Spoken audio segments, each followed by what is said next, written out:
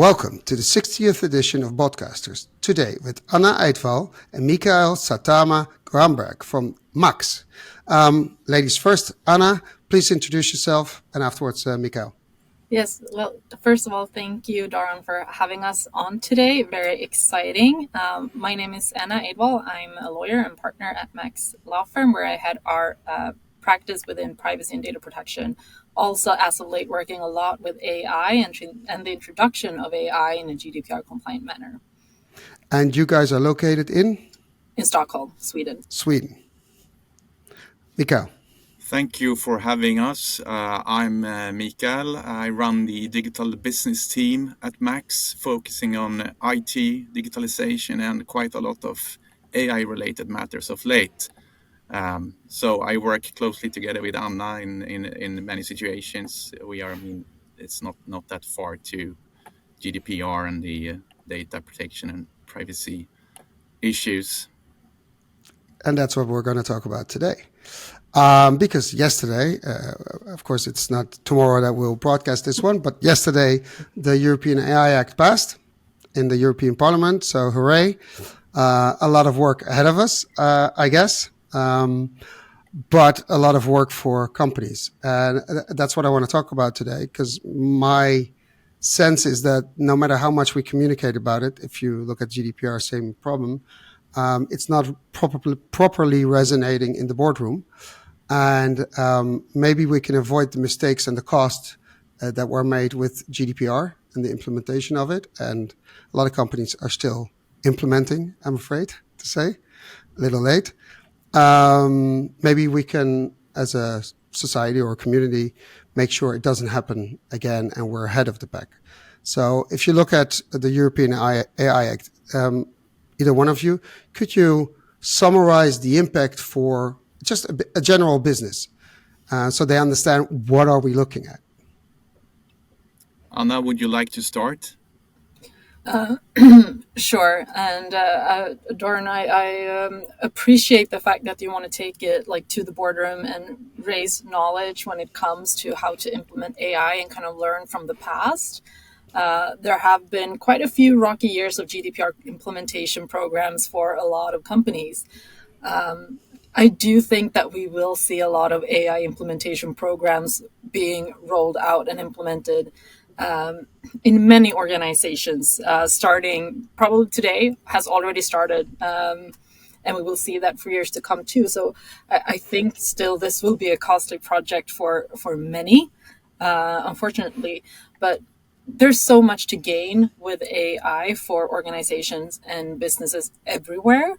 There's an obvious upside of introducing AI if you can do it in a compliant and effective manner. But there are also risks associated with AI, which we have seen in the past years, where we've seen leaks of data, we've seen erroneous output because we train the algorithms on biased data and so forth. So I think this is really what the AI regulation is trying to target, trying to set up a framework for how we can use AI in an effective manner while also handling the risks. Having said that, if you look at a lot of companies already are using AI and they have no clue they're actually using it. For instance, take marketing departments. When they do online retargeting, that's all about algorithms and machine learning and AI. A lot of the data is actually located in the United States. They have no clue. The marketers are just doing it and they have no clue that it's happening. If you look at the AI Act, that actually, there's stuff in there that actually would prohibit that. I don't think marketers have an idea that how this will impact them. No, I think generally, we are in a situation where technical development is really in this insane kind of leap where we can't really grasp ourselves what's happening and how fast paced the development process is. So I think that's really one of the struggles we'll experience also with the AI regulation. Even though parts of it starts to apply in about 9 or 7 months' time, depending on when it will enter into force. Some of the rules have an implementation period of 36 months. We're talking 3 years. And remember where we were about 1 year ago. That was really when ChatGPT really like took off. So in 3 years' time, like I can't even imagine where we will be and what the possibilities with AI will be. And definitely this legislator will have problems with that as well.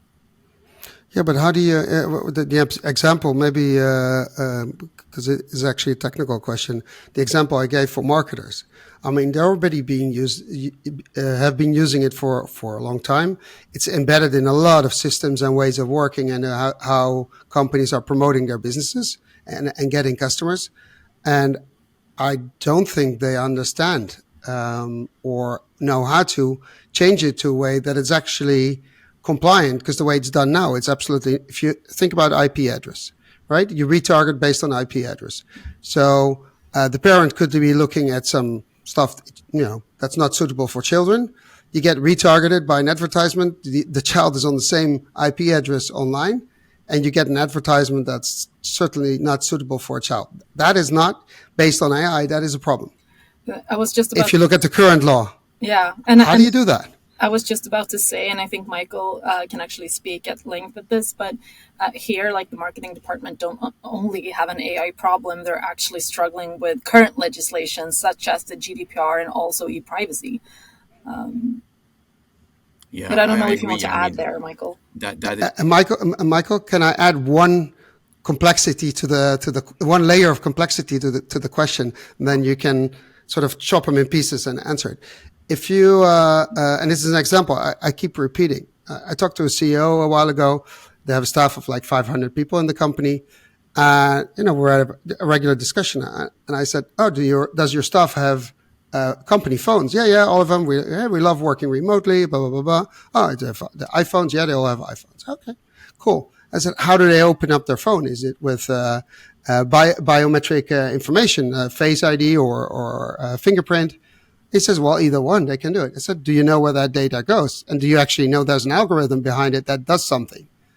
He looks at me, yeah, and I don't know where it goes. I said, well, do you understand that as a employer, you're responsible for their biometric data? Because it's your phone, it's not their phone. They're working for you. And it's like, I have no idea. I said, I'm not sure how this would go legally, but it's on the crossover of the AI Act and the GDPR. How the hell are they going to solve this? So that's the complexity layer I wanted to add.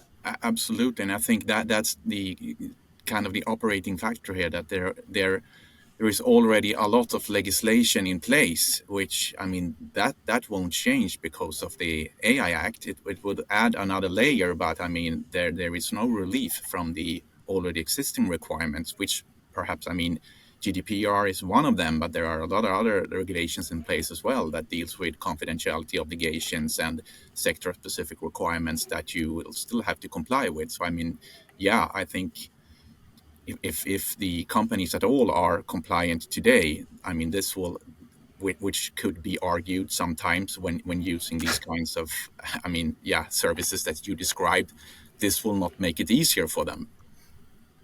So, but how should they go about? Because normally, if you start to work with a supplier who has a SaaS solution, you have all these documents which about data, how you use it, if you manipulate them or whatever. There's all these contracts you have to sign in order to exactly know what they do or can't do with the data and how they protect it, et cetera, right? And that's a premise for signing the contract and doing business. And then you're compliant with the GDPR. Now, I have never seen any employer sign a contract with Apple about a GDPR, what happens to the data of their employers. They just buy the phones and buy the SIM card, and that's it. Let's go.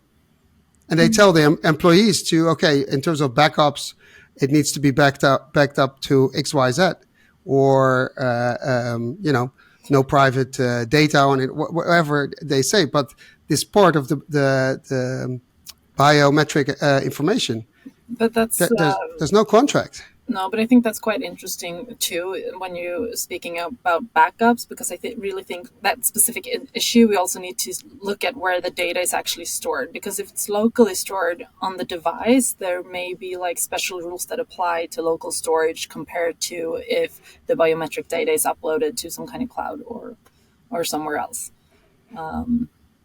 But quite Okay, often you use, I mean, you have your probably your existing Apple ID, for instance, where you use cloud services for backup purposes, and I think so. So the question is really relevant. But I mean, this is maybe not that specific for the AI Act as such. I mean, this is another layer of complexity that will be added to already But I really. think Well, that's the reason I asked it because I have 3 kids, but my oldest two, they're boys.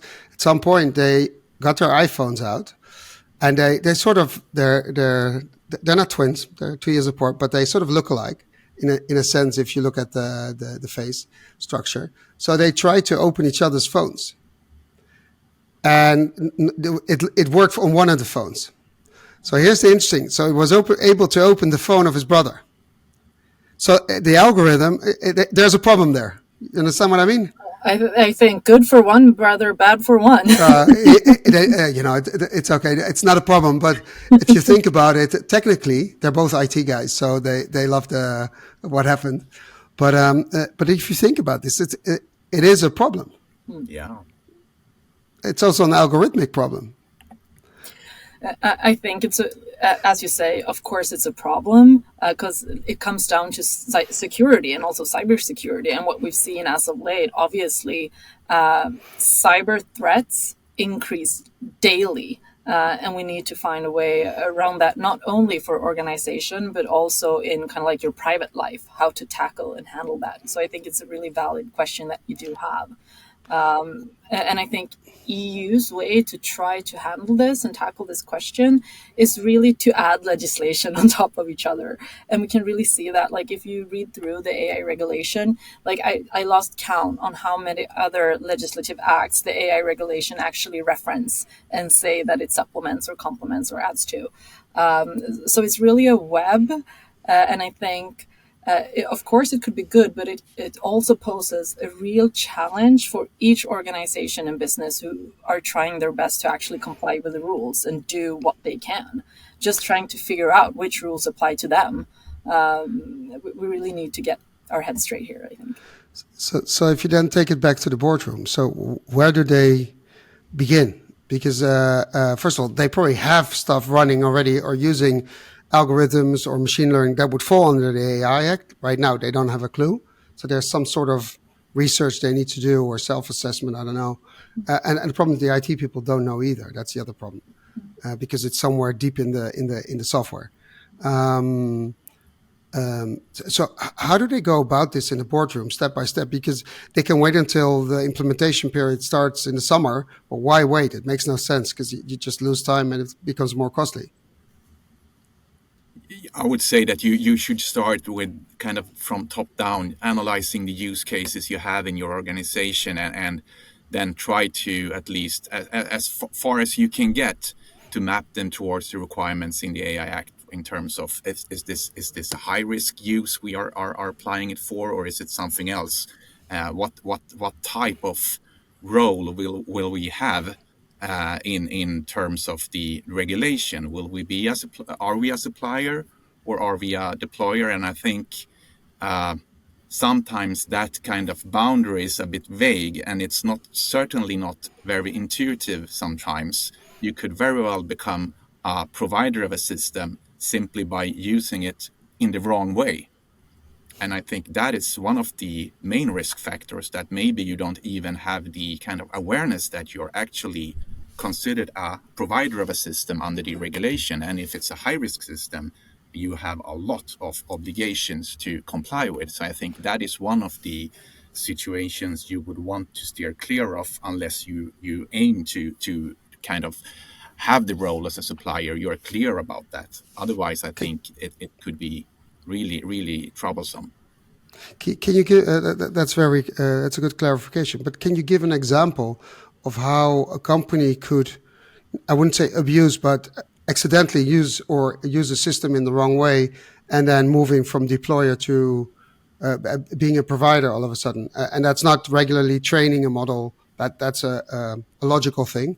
But another way where they have no idea they're actually doing something wrong because it's not logical in the terms of the way you use it, but it's logical in terms of if you look at the law. Well, one of the prominent examples that I think is also mentioned in the preamble to the regulation is if you use a general purpose AI model, for instance, which is perhaps not a general purpose kind of system that is not specified for any specific purpose, but if you use that in your I mean, we have a lot of those tools available already today, large language models that can perform a lot of various tasks. And if you use one of them for one of the kind of high risk areas that could be for assessing HR related kind of applications for a position within your company, for instance, then that could very well fall within the high-risk application area where you will be considered the provider of that system in that situation. And I think that is not really, I think, what you would think by just using an available system. Because a lot of HR systems already use AI in the back end somewhere. And you will probably consider yourself, I'm simply using it. There is no way I can be a provider. So, correct me if I'm translating it wrong. So you're saying that you could be using a SaaS solution in all innocence and have a regular contract which covers all the basics in SaaS, but previously the European AI Act wasn't there, so it wasn't an issue. Does that mean, or would that suggest that from a legal point of view, you would have to go back to that contract and put an addendum to it where you say, but you also have to comply to the European AI Act. And if you don't, you need to tell us so we have a decision to opt out of the contract. Because otherwise we have a contract, we can't get out of it, and we don't comply to the laws. It's sort of a catch-22.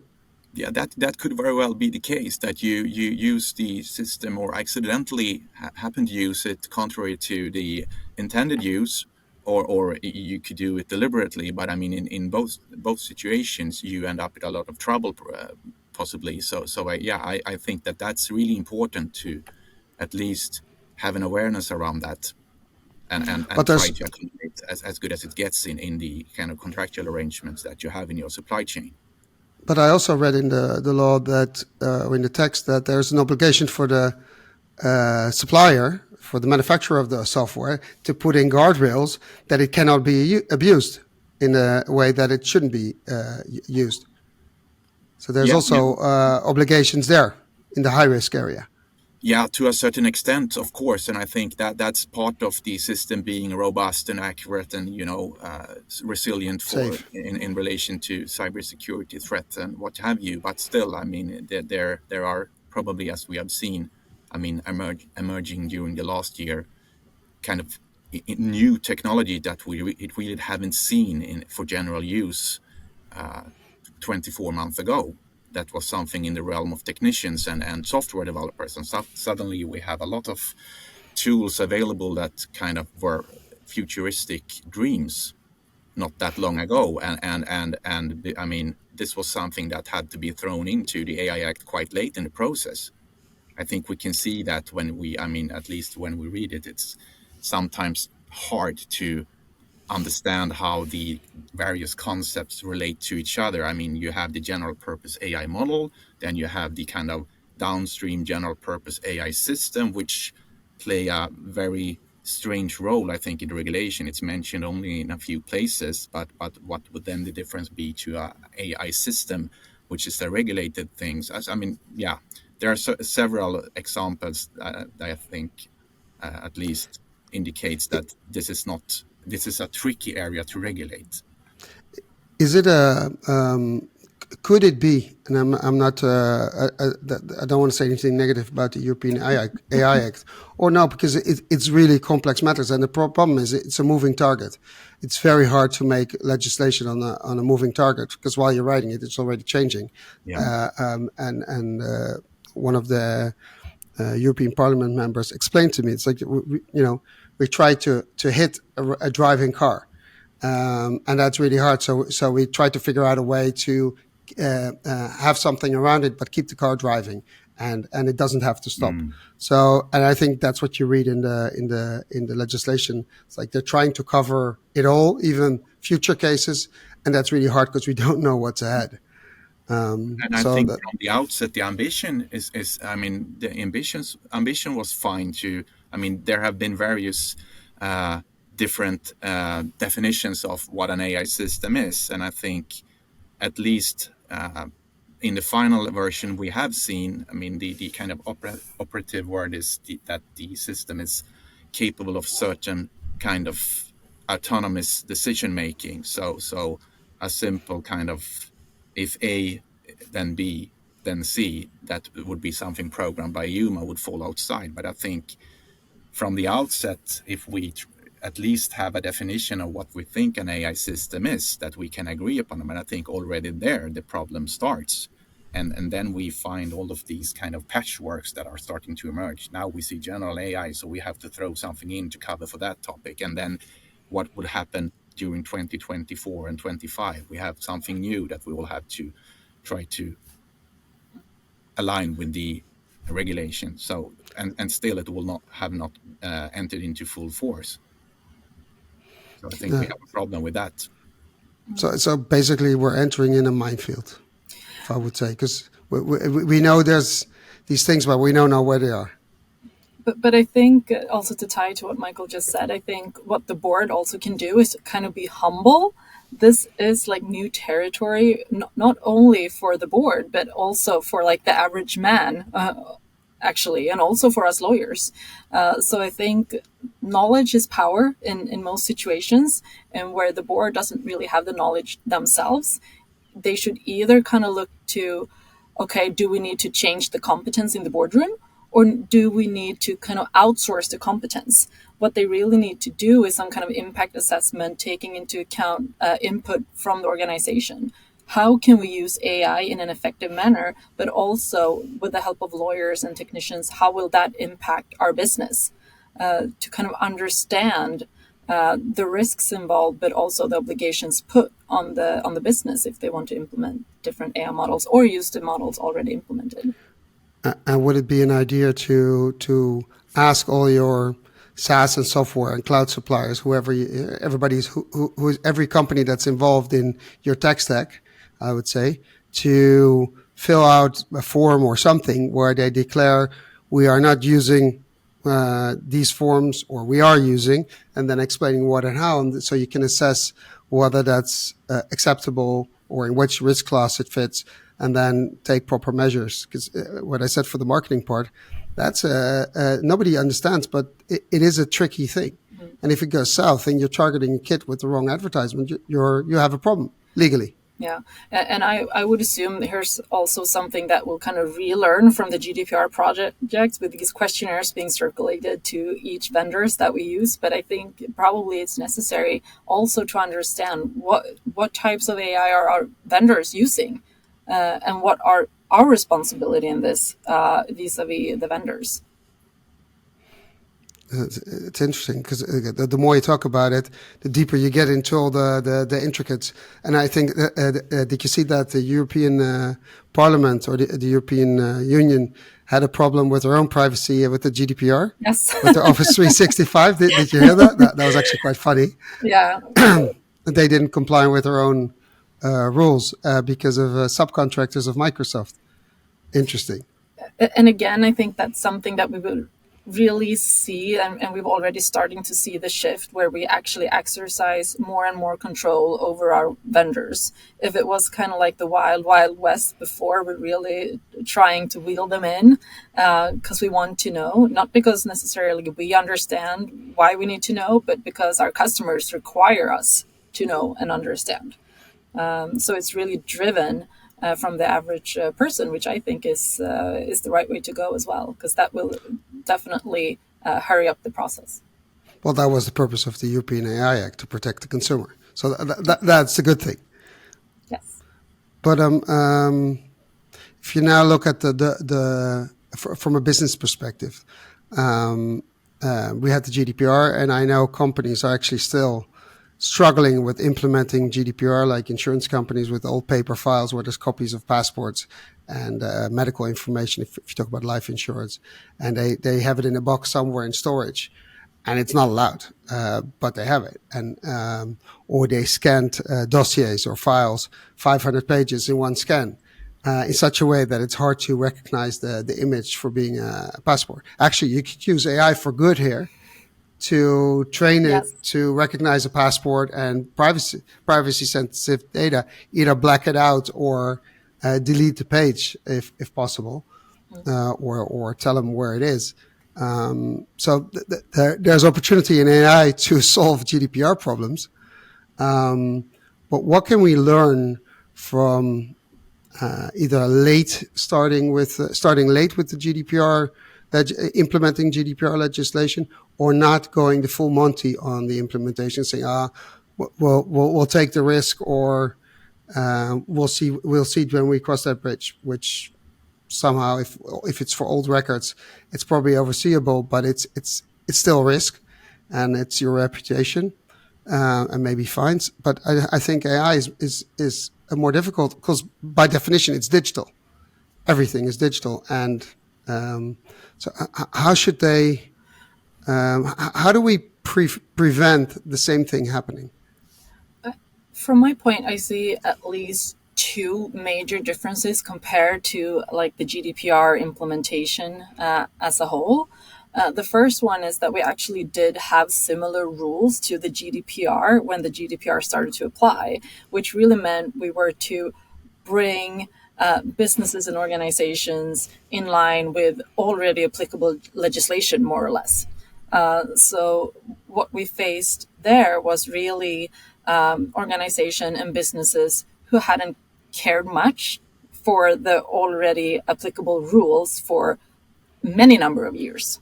But that also meant that there was some kind of level of maturity in the organizations. Even though it was low, there was an understanding for the rules, and also personal data as such is, I think, easier for everyone to grasp than what is an AI system? What is AI?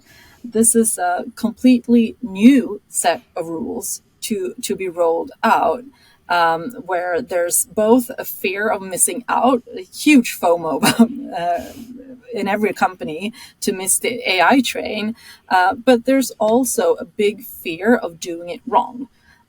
So I think there's a lot to learn from the GDPR implementation programs, but I think these will look different compared to the GDPR for those two reasons, actually.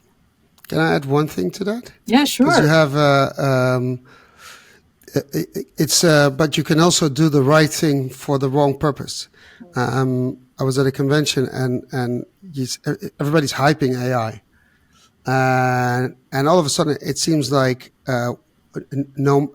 if AI is the hammer, every problem has become a nail, and we know that's not the case. And that I think that in itself has a risk. Look at Klarna.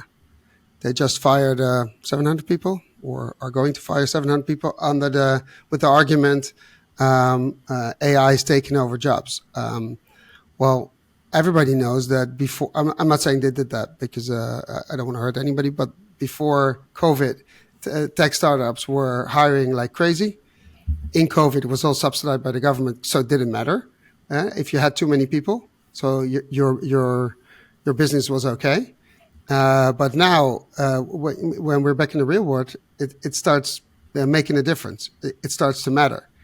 You can't fire 700 people after a week of usage of AI and saying, it takes over all these jobs. And there's no company that has that level of success in that short a time. So what I see is that it's also being abused. I would know. I understand you have to be careful, your lawyers, but I wouldn't be surprised if it's being used or abused in a certain way to achieve other goals. How do you view that from not so much on Klarna, but in general for companies that we're hyping it, we have to do it. You say FOMO, pretty much the same thing. How do you tell a company or CEO is like, slow down, slow the fuck down, because you're making a big mistake, and no matter what all your staff is telling you, you're going over a threshold here, which at point of no return, you're causing your company a lot of havoc or trouble. Yeah. How do you? Ethical, considerations aside, I think, as Anna pointed out, many organizations, I think the maturity level varies a lot, and many are still struggling with how to actually apply AI within their organization. They want to do it, but they don't know how. And I think that's when you start kind of in the wrong way, because you what is the transformation you want to do? What is that you want to achieve? What is kind of the business end goal of what we want to do here? Not the goal is not in itself to apply AI. It's to achieve something in organization. And if that goal is to get rid of a lot of employees, then maybe AI could be one way to do it. But I think that has nothing to do with AI as such. That is simply a tool for achieving something else. So I think you really need to start kind of in another direction. If it's AI is the purpose, or is AI is that kind of the goal, or is it simply the means? So I fully agree. So it starts with strategizing, understanding first of all what it is and what it can do for you, and then finding use cases where it makes sense. Yeah, in terms of either experimenting in a safe way or creating a business case or use case where you can discover what it does for your organization, and also the impact it has on your staff, because that's maybe another thing that's sort of forgotten. I think it's part of the ethical aspect. What happens to your staff when you start implementing AI? I mean, people are going to be scared for their jobs. Thinking of the long-term consequences, is this? I mean, are we prepared to base our entire business model on the provision of services from a third-party vendor, or I mean, is this really the business we want to do? I mean, can we stand behind the kind of energy spend that might be required to perform these calculations? That could be. I mean, I think you should look at it really from the business side perspective. And start from how you would want to achieve some kind of change. Yeah, and this will definitely impact, I think, almost every organization's or company's ID.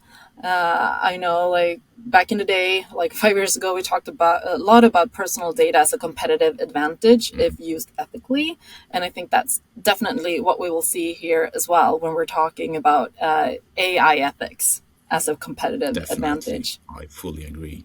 And I think, yeah, there are already, I mean, there are many principles that can be, I mean, they are outlined in the regulation, and they can be inferred from the preambles, and you get a good understanding on what is kind of the right way to use AI. But I mean, the technology as such is neutral to the application. I mean, you could use it for really bad purposes as well. And this, I mean, the AI regulation will not come to terms with all of those problems. But I mean, it's at least an ambition. I think your kind of company policy would be the starting point for that. Mikael, if you have to go, we know you have to go a little bit earlier. Let me know. Have to leave. So thank you very much for having me on your show, and thank you very much. Thank you very much, and we'll continue with Anna. Thank you, Michael. Thank you. What Michael just said brings me to your business, because you see a lot of startups in the legal sphere helping law firms sift through data, information, documents faster using AI. So what does it mean for you guys as lawyers?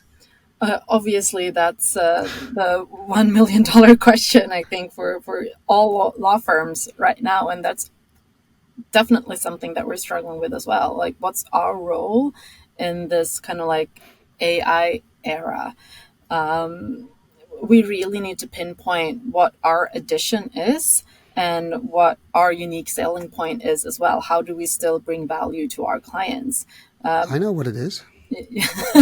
No, it's actually fairly simple. Yeah. No, it's simple.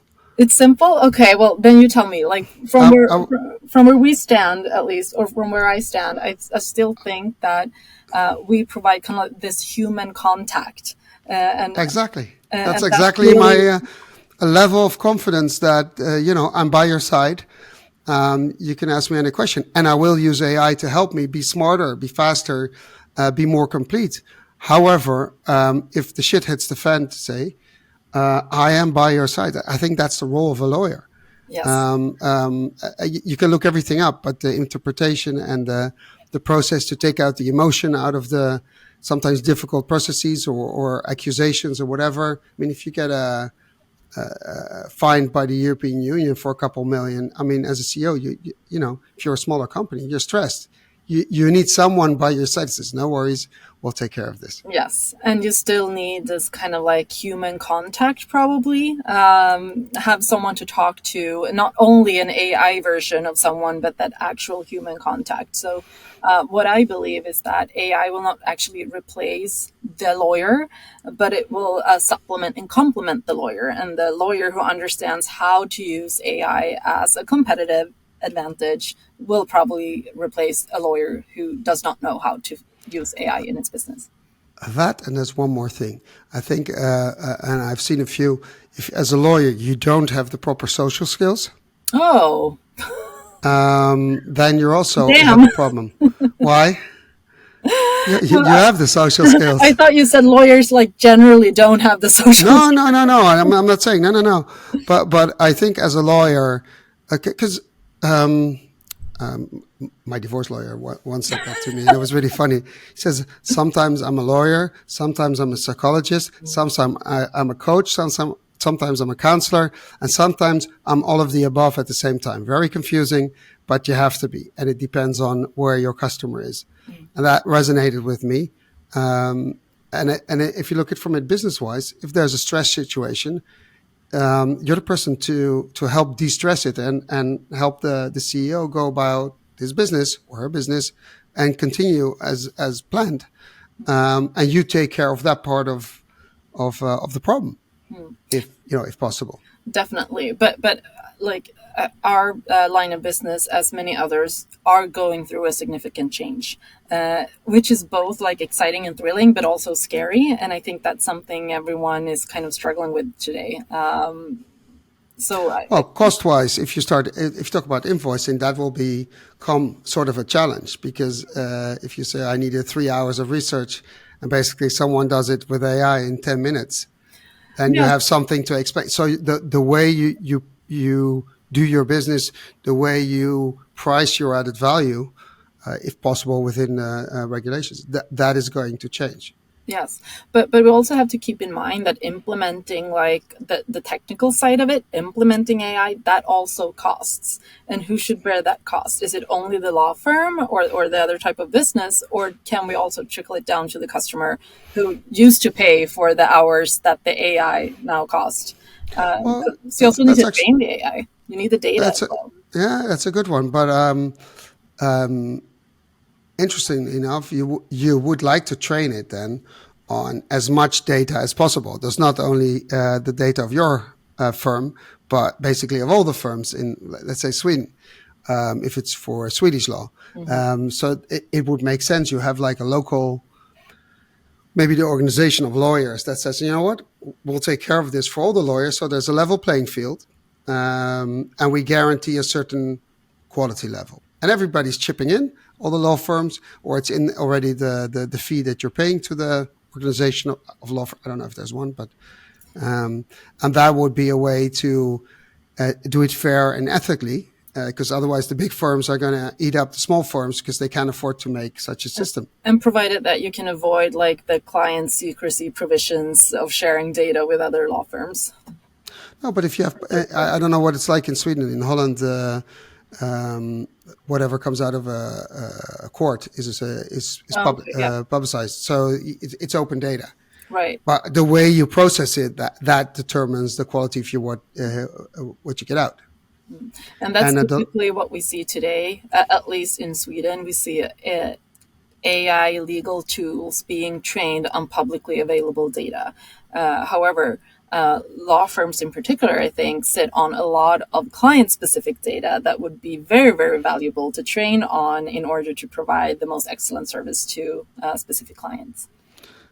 Yeah, but if you have like a basic model that you could use to work further on, and there's an infrastructure that you could use safely within your own premises maybe or whatever, then it's accessible for everybody. Just give it access to your database and let's go. I'm making it too easy. I know. No, but it's interesting, and I think we need to have these types of conversations also to understand kind of like where we draw the line and where we want to be. So I think either we will see much more partnerships or we will see less. Yeah, and either you see the small firms disappearing because they can't keep up, because they don't have the money to do that, or you see small firms thrive because they use AI and they're able to grow because of it. Right. Which is would be interesting, because then you don't need a whole staff to do. It has also, of course, a labor implication, but you could do stuff without a staff or less staff. But we're definitely living in exciting times, and the AI regulation is obviously one of the most, or the most comprehensive AI law available worldwide today. It will be interesting to see also how that will impact like competitiveness, like EU competitiveness in general compared to other countries. Do you think that if you I don't know if we should compare it to the GDPR, but that the European AI Act, which is sort of revolutionary if you look at the rest of the world, we're ahead of the pack, I would say. If that, like the GDPR, it will be adopted by the rest of the world, because if you want to sell your services or products in Europe, you have to comply. Then and doing it differently somewhere else makes it difficult. So you might as well do the strictest one. Then you're safe. I think that's definitely intention or hope that it will be like that. Obviously, the GDPR has had huge success in that field. It's really something that others take after and try to mirror. And I believe that that's a hope for the AI regulation to kind of follow in the GDPR's footsteps in that way too. And I think also the risk-based approach applied by the AI Act really facilitates that kind of adaptation. But again, it's a fast-moving field. Personal data is personal data. AI is something else. And you could very well use AI to sift out personal data. That's a good definitely. It works like a charm. Yes. But you said sort of not in the same words, but it's fluid. And the example I gave for the online marketing, that's a fluid thing. If it goes right, it's not a problem. But if you retarget on the same IP address a child, it is a problem. Mm-hmm. Now, let's say for cigarettes or something else, which you can't. And it's impossible for the company on the other end, based on the IP address, to see who's on it. They just have the preferences and they store it in a database linked to the IP address. Having said that, so there's this line but we don't know where it is. And the same, and it's, I would like to discuss a little bit more, is because I saw you in another session talking about the threshold of going from a deployer to a provider. And if you train your model more than X, but we don't know what X is, then you turn into a provider with all the product liability that comes with it. And that has also insurance consequences. Nobody knows yet. It's a really interesting gray area. Could you shed some light on how are we going to determine this line? How are they going to judge? Are they going to judge? It's impossible to answer how they're going to judge. I think we can all just give our best guesstimates at this point, kind of with the GDPR. There's nothing in the law about it. They didn't write anything about it. No, exactly. So I think as with the GDPR, what we've seen, and I talked about this briefly a few minutes ago, if we were to re-implement the GDPR today, we would not have made the same interpretations and decisions as we did back in 2016, 2017. But that also has to do with, we know so much more now how the courts view and interpret the GDPR in practice. And I think that's also something that we will learn with the AI regulation. We will learn from the supervisory authorities who will give out and publish guidelines. We will learn from case law. We will learn from codes of conduct, like where this threshold is. And until then, it will be kind of a gray area where we will all do our best to kind of figure out where that gray area is. And maybe this sounds like a stupid question, but can't we just ask the people who wrote the laws, like, great law, we're very happy with it, gives us a good framework, but we need some answers to these questions in order to help our clients comply. It's a positive question. And not only for that, but also if you, as a risk department in a company, if you're a big company and you're looking at the way you're insured for product liability, AI could be a product, but it could be not. I don't know. So how can you possibly insure something you don't know? It's impossible. But if you look at the guidelines that were issued in connection with the GDPR, one of the first guidelines were on the topic of what's your role? Who's the controller? Who's the processor? So I would assume, like, this is such a basic question that I hope that we get guideline quite soon on where the threshold is. But until then, I think we will see different approaches. We will see a very restrictive approach where you kind of say, okay, if I do just this itty bitty thing, I will consider myself a provider instead. But we will also see a more risk-based approach where we try to push that threshold in another direction. But if you're an insurance company, you want the opposite, because I come from the insurance business originally, and you want as little risk as possible, and then a high premium, and then you stand to make money.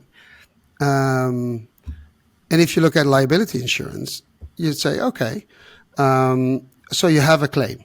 Okay, we look at the claim. It's like, are you liable? Is that your doing? And then they're going to ask, yeah, but we need to know whether you were over the threshold or within the threshold. Did you know? Could you have known? If you could have known and you didn't insure it, well, then you're not insured. Your problem. If you're before the threshold or around the threshold, we're going to defer the claim, to the provider. That is not you. So insurance companies have a vested interest in understanding where it is in order to keep companies and consumers safe. So there's actually a need for how do you say that? A threshold that can be described and touched or whatever, so people understand what it is. I'm actually going to ask this question to probably soon. I have someone from the European Parliament in my podcast. I'm going to ask him to explain this to me, because and then. You definitely should. And I think that was also a problem when the GDPR was introduced as well, from an insurance perspective. There were a lot of discussions whether or not you could insure GDPR or not. Also because there are thresholds in the GDPR as well. And it's bottom line, it's the court or the supervisory authority that decides who is responsible for a certain infringement. So also there, the insurance companies have some stake in clear guidance. Yeah, but if you see what happened with cyber security, cyber insurance, that has had a very interesting effect, because what happened was they were pulling out the cyber insurance out of liability insurance. It's okay, it's a separate thing, because you need to do something. And insurance companies are asking companies like, okay, what did you do in order to be safe? And if you've done, well, the bare minimum, like update software and this and that, okay, then we can insure you. So it helped, or it helps, first of all, make companies aware. But secondly, if you want to be insured, you need to do something continuously. Otherwise you're not insured. Then when you have a problem and you ask for coverage, they say, well, you didn't do what you had to do. Sorry. But let's turn the question around. Where do you think the threshold is? Good question. Well, what I think is, and I already interviewed in another series CEO of an insurance company, liability amongst others. I actually think they should take out AI out of liability because it's a loose cannon, and the ultimate effect will be everybody start claiming. You get tons of lawsuits, but the eventual victim is the consumer, because the prices will go up and the consumer will have to pay that price, whereas the consumer actually needs to be protected. So he or she is paying for his own protection through the companies they're buying. So I think it should be taken out, and I think it should be or could be used as an intrinsic motivator for C-level executives to be warned by their legal department, by their insurance departments, or their compliance departments, risk departments, to say, hey, C-level people, you need to look into this, and we need to understand properly what we are doing in our company in terms of AI, what we're already using at a self-assessment, and evaluate all the running systems. So I think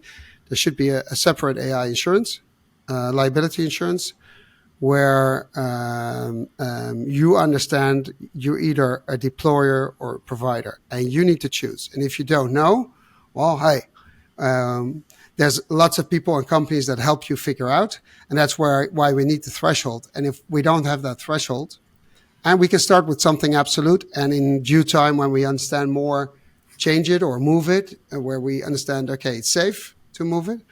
But that helps. That helps insurance business, but it also helps companies to understand and push them to do stuff. And it helps the legal, the lawyers, to help their customers do the right thing. Because right now you don't know if they're doing the right thing.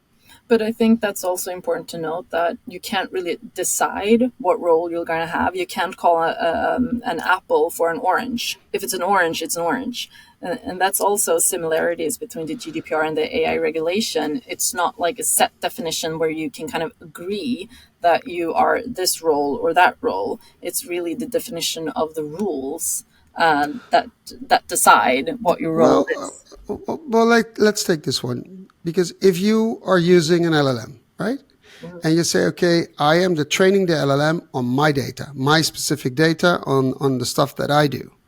And we have a vast amount of data on our customers. Let's say it's a bank with 1 million customers. Then you have a lot of data.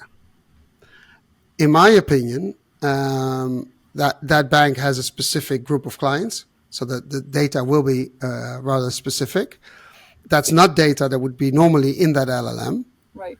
So, in my opinion, you're moving over from deployer to provider. So, I think if you should have levels of training. Maybe you could say it in terms of gigabytes or amount of customers. Just say if you have 1,000 customers, it's nothing. If you have 10,000 customers, it's nothing. If it's 100,000 customers, then it starts to make sense. You go from a provider to deployer. And it can be a random number. We don't know, but you just have to set a threshold somewhere in order to, and maybe I'm choosing the wrong one. It could be gigabytes or what have you. But I think that it would help everybody tremendously understanding what you're doing. And then maybe in due time we can sort of zoom out and, okay, it sorts itself out. But if you understand that if you have 100,000 clients plus their data going into the LLM and it's all secure, and let's assume that, then you say, well, now you're going from deployer to provider. Please understand, you need to separately insure this. In terms of product liability, you need to change your terms and conditions. You need to You have this checklist. Please do all this. But it's not only from an insurance part. It also to understand what obligations and requirements are put on you under the regulations so that you can fulfill your assessment requirements, your transparency requirements, your possibly registration or labeling requirements. as well. Of course, it helps if you can be insured, but I was just taking out one. yeah, I You're understand. completely right. I was taking out one example to see how it would make things easier. But you're fully right. You have to understand the role you have and all the consequences it has. But now, if you don't know your role, how do you comply? Yes, but again, I feel like I'm drawing a lot of parallels to the GDPR. That's cool. Yeah, that's cool. I think so too. Cool. But really, I do understand that it would be so much more helpful for us also advising if there were like a set threshold that you could apply. But I sound like such a lawyer right now. But I really think that the threshold will depend. You sound like no. You sound like the person that wants to take the CEO by the hand and help him or her do the right thing on the right moment. But you can't. Because there's certain elements missing. I'm going to ask you a question. Will you help me get these questions right for people in the European Parliament? We will ask them these questions and see if we can get them to come on the podcast and discuss these questions. Like, okay, how do we do this? Because there's a thing, a law and operationalizing the law, and it's meant to make everybody's life easier. So let's do that. Let's see if we can add something to it. And I think like the important part is also what we're discussing right now. What we are discussing are really like the organizations, the businesses, the people that wants to do right, that wants to abide by the regulation, wants to adhere to it, and wants to take the responsibility of putting responsible AI, either like putting them on the market or using it in a responsible fashion. I think where we will see like the most challenges and the most risks are not the ones who wants to abide by the regulation. It's really those who doesn't care about the regulation. That's where we will face the biggest. I agree. In terms of AI. But that's I think that's the good part about the European AI Act. It calls for transparency to consumers. So if your chatbot is using AI, you need to tell the customer you're using AI to generate the conversation, which is perfect. I think it's very good. And I think there needs to be some sort of maybe public campaign. And it should say, maybe I'm not a advertising guy, but it should say like buy transparency. So if you buy from a company, there needs to be this seal that they're abiding by the law, they're compliant, maybe they're certified. I don't know. We'll figure it out in due time. And that consumers understand that in order to be safe, you need to only buy from companies that comply. And if they don't comply, you do not want to die. So I think it's sort of educating the consumers that, And it really needs to start on school level as well. Like we need to start educating our kids. And I'm sure in a couple of years' time, or maybe in just like 12 months' time, my 9-year-old will know more than me about AI and how it actually works. But that's really, we need to start with the next generation because they are the ones who will live with us and take it even, 5 steps further. Yeah, that's so funny. The kids are, they'll be teaching us. Yes. But there's this notion in schools, old school schools, that we don't allow AI, but it's unstoppable. And I talked to this a kid that said, "Okay, I have no problem with AI. In school they use AI detectors. Oh, that's fine. I put it in an AI detector, figure out where it goes wrong, change it, and use software to humanize it. It's humanized. I use the other software to again check for humanizing, change a few words, make a few mistakes." In the spelling, and then the software won't detect it. You can discuss whether it's ethical or not, but okay, the kid is smart about it. But here's the thing. If you say, as a teacher, it's like, no, you can use AI as much as you like. Just tell me your process. What did you do in which steps? And talk me through it. And then you can guide them and teach them, okay, these are the proper steps to do. Here it's ethical, and here it becomes unethical. Definitely. I totally agree. And I think that would be a great way to go about it. Because also if we looked at like the banned AI, we're talking about manipulation and how AI can steer you to take or make certain decisions that are subconscious.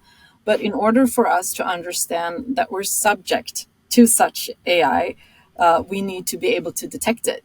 And we can't do that if we're not trained properly. So we really need to re-educate ourselves in this field. And the stacking of AI, because one of the things that happens if you look at social media, and especially with fake news in political stuff, you look at it and then you get more of it. Yes. And then you look at it and you get more of it. So the algorithm will swamp you with fake news or news about that, whether it's true or not. It doesn't check. And that's a good thing in AI Act. It says it sort of needs to, if it's manipulated, needs to, or used with AI, you need to stamp it. That's an interesting thing. Would you be able to use software on these social media platforms to sift out basically the garbage and the real stuff? Like with the photographs of the royals in the UK, that was a really interesting example with the Photoshop, which is basically also AI. People don't understand, but Photoshop is just AI. It should have been labeled. Well, I don't know. I really don't care about that. But the royals should do whatever they like. Like any other person, they should do whatever they like. not because they're royals, because they're human beings.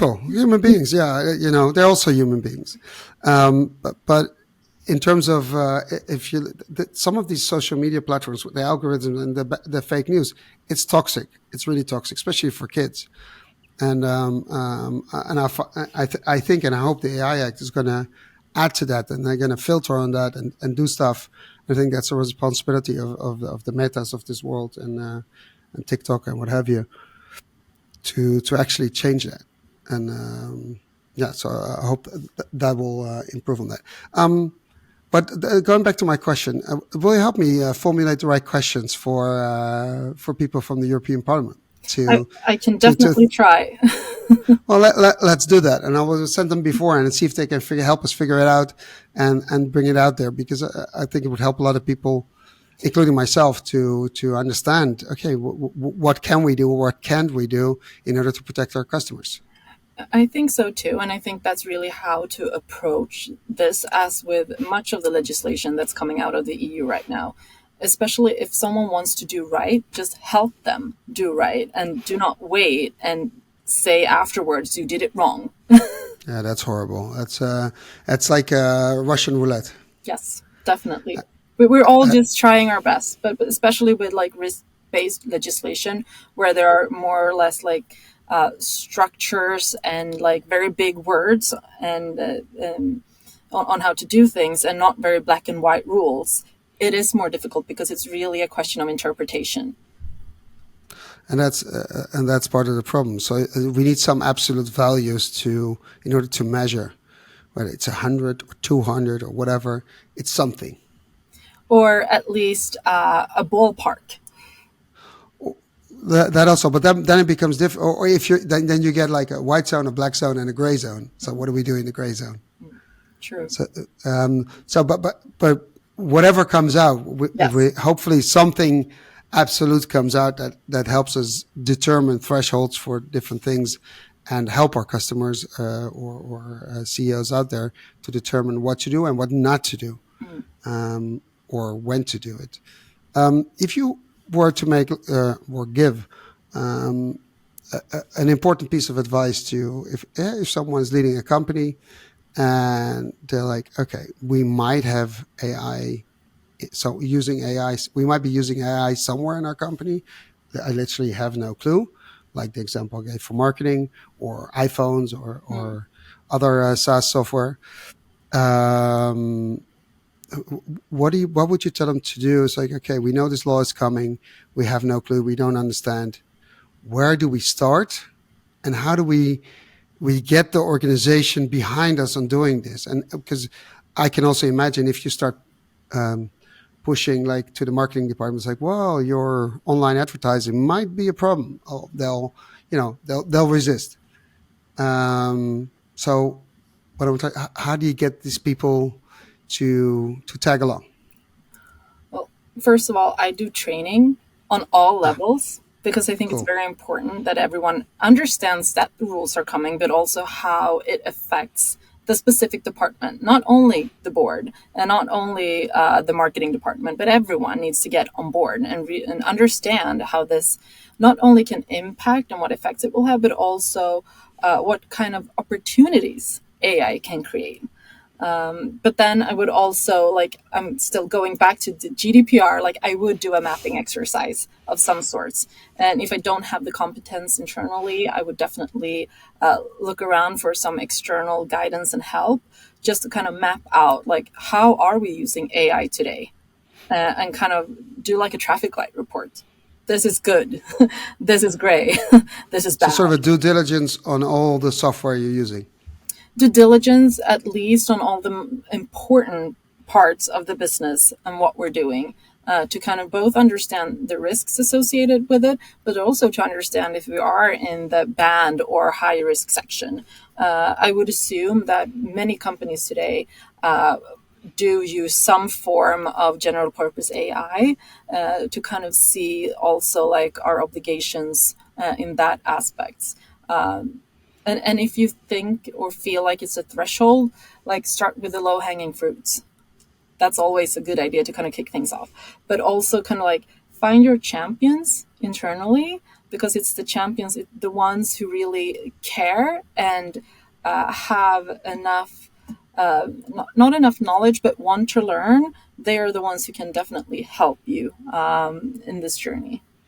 And if you're saying want to learn, do I translate it correctly when I say build up competence within your organization? Because you are going to need it. You're definitely going to need it. So I think all boards today will definitely need to look for some kind of AI competence. Either you have it in the boardroom or you kind of borrow it from time to time. That is very helpful and insightful, Anna. Thank you very much. And of course, thank you, Mikael, as well. He's not here anymore. Thank you for having us. Yeah, it was a pleasure. And I think once we have the questions, and let's see how we continue with getting answers from the European Union, because I think we just need them in helping clients and companies. Yes, very interesting. I look forward to it. Well, thank you very much, Anna, and we'll continue this. Thank you. Bye-bye. Bye.